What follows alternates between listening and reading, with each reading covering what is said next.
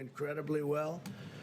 Today, I'd like to also provide an update on the actions of my administration and the work that we've done.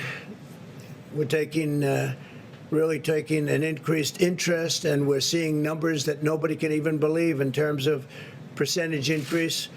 It's telehealth for American patients. The percentage increase is being worked on right now, but it's very, very significant numbers that you would not even think possible.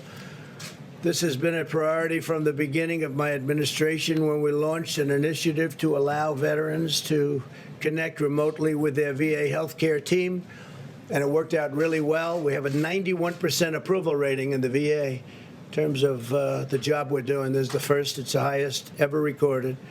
Now telehealth is a critical part of our path forward in the VA, and it's becoming a critical path, especially with our senior citizens. You don't have to go to the doctor's office. You don't have to go to hospitals. When the invisible enemy struck our shores, I took immediate action to eliminate regulatory barriers to telehealth, making it easier for patients to consult with doctors from safety and convenience. And really, they have great safety and great convenience right from their homes. Today, I'm taking action to ensure telehealth is here to stay. Moments ago in the Oval Office, I signed an executive order to make many of our regulatory reforms permanent. We've done some regulatory reforms that have had a tremendous impact on what we're doing, on medicine and medical and what we're doing. They can do things that you wouldn't believe that even a year ago, 2 years ago, would not have been doable. We're enshrining the right of American patients to meet with their medical providers in a way that is best for them and very, very convenient, and very talented people on the other side of the line, I have to tell you. The order builds upon a series of actions we've all taken to make telehealth available to all. We ensured that Medicare covers telehealth visits at no additional cost. That's no additional cost. And co-payments can be waived for telehealth services. We are working very hard also on prescription drug prices, and I will tell you that the favored nations clause that I've signed into existence, nobody thought anybody would ever do that, has a massive impact on prescription drug prices. In addition to the 3 other elements of reduction of drugs, particular prescription drugs, but the favored nations clause is massive. For instance, if Germany buys a pill for 10 cents a pill, as an example, just as an example, and the United States pays $2 for the same pill, we get the same privilege, the same right as they do. Never had that before. We paid all of the expenses, all of the research and development. So the numbers are astronomical, and as you probably noticed, big ads are taken against me by Big Pharma. Very big ads, very massive buy. But in the meantime, they're calling. They want to know if they can make a deal. And I say to people, the only reason these ads are being taken is because prices are coming down for you. And they understand that. I think our people understand that. But in particular, when you look at the matching, you could call it matching, or you could call it favored nations, call it whatever you like. It's a tremendous, it's going to have a tremendous, and I'm talking about 50, 60%, 70%. That doesn't mean it goes to 10 cents as an example, but theirs comes up and ours goes down. And you have many, many countries where their numbers, the numbers are so low. I mean, so low, and by that I mean much lower than the United States. Another thing I'm doing is if a certain country like Canada buys for very much less than the United States has bought, how they allowed this to happen, representatives of our country standing at these podiums or in the Oval Office, how they allowed this to happen is just, to me, incredible. We've been working on this for a long time. I've been talking about it with Kayleigh for a long time, right? So now a governor like Ron DeSantis of Florida is doing a great job, or our great governor of Ohio, or a great governor of any state can call up and buy the drugs directly from Canada at sometimes 50% less. So we'll be buying from Canada. Now, what the drug companies are going to do, maybe they'll raise them, maybe they'll lower them, or maybe they'll just give up and sell them to us directly much cheaper. So a lot of things are happening. Also, the rebate. We have people that are very wealthy that nobody ever heard of them. Nobody knows who they are. I guess in some cases they can be pharmacies. In some cases they're individuals. We're doing a rebate, and the rebate goes to the people. It lowers the price of drugs. So we have a series of 4 things that we signed, and you will see over a period of fairly short period, drug prices are going to be tumbling down at numbers that nobody would have ever believed possible. We have, in 51 years, the only time prices came down was during this administration.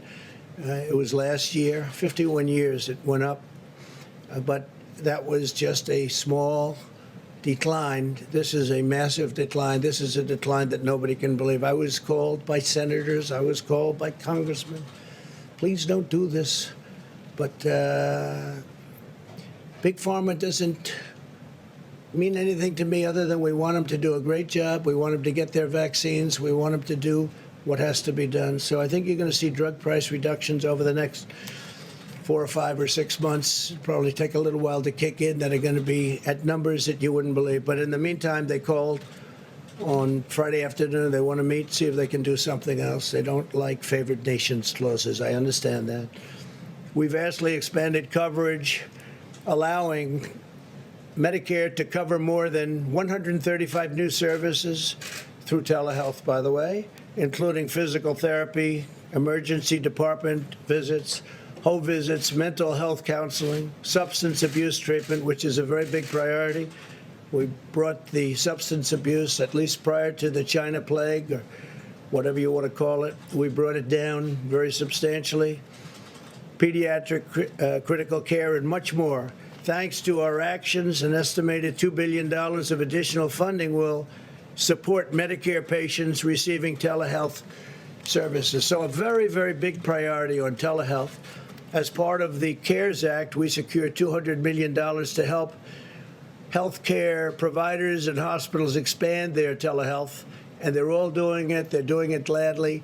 Prior to the epidemic or the pandemic, whatever you want to say and how you want to refer to it, but prior to the pandemic, the telehealth was fine, but it wasn't anything raging.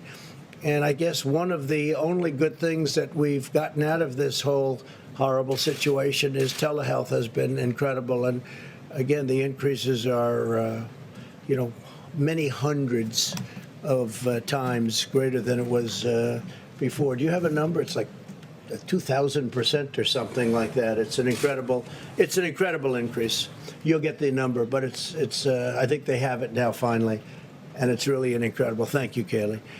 We work with the leaders of major health insurance companies to ensure coverage for the telehealth visits related to coronavirus.